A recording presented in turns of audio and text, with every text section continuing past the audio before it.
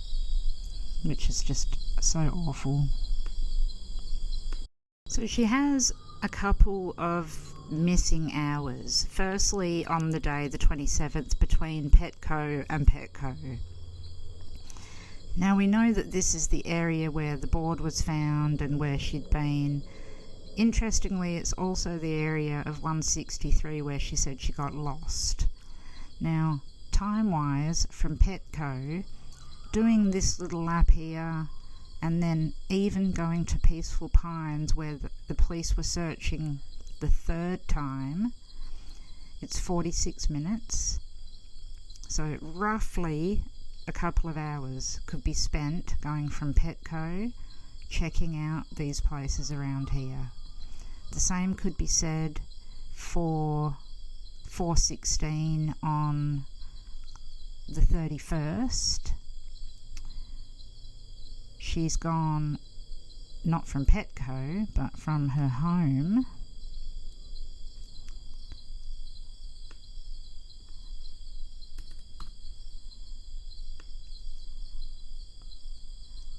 That's an hour and 7 minutes. Just get that in there. An hour and 7 minutes there. So if we look at or think about the time difference, so an hour and 7 minutes, it roughly gives you enough time for that look around on the 27th, between 7 and 9 on the 28th. It also gives her enough time then. And then on the 29th, between 4:16 and, I'll grab the timeline, I've forgotten it. 4:16 and 5:13, that's 1 hour. Okay, so she couldn't have gone all the way up there in 1 hour and back again home. But we don't know where the GPS stops. You know, we only know what we know at that point of the affidavit. So on the 31st, she could have gone anywhere after that time. You see what I mean? So we can't really say how long she was gone. But you will note that they've mentioned that they believe that she spent her time north of the Air Force Academy, around here. And this was where the evidence was found. This is the 163 where she said she was lost. The other area where they found more evidence, Peaceful Pines Road.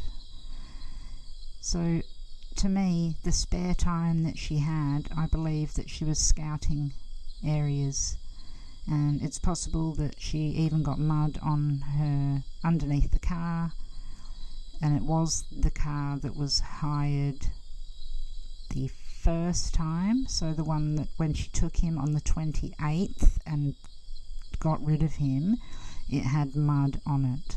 So she drove somewhere where there was mud on that night. Now, I believe that she had to go back and get him because I think it's possible she drove there a couple of times, even in between, because we don't know where she was at every minute. So between the 28th and the 31st, she could have easily gone there, looked to see if he was visible, decided, hang on a minute, this is not going to work out, maybe tried to take him somewhere else, and thought, oh no, I'm going to have to take him home and figure out a better plan. And the better plan was taking him to Florida.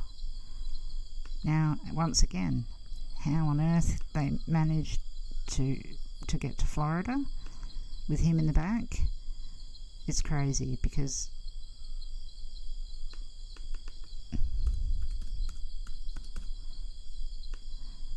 Florida, 28 hours away.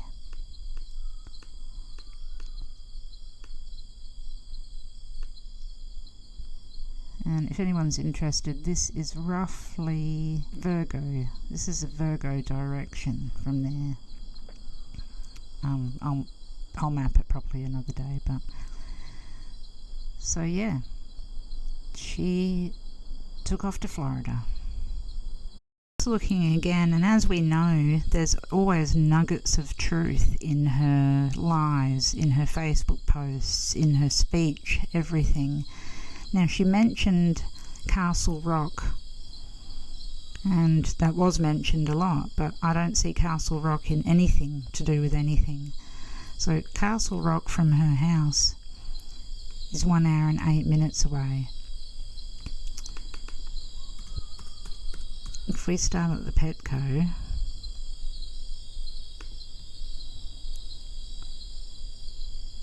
"38 minutes away." It's possible that she chose one of these periods of time to go and check out what Castle Rock was about.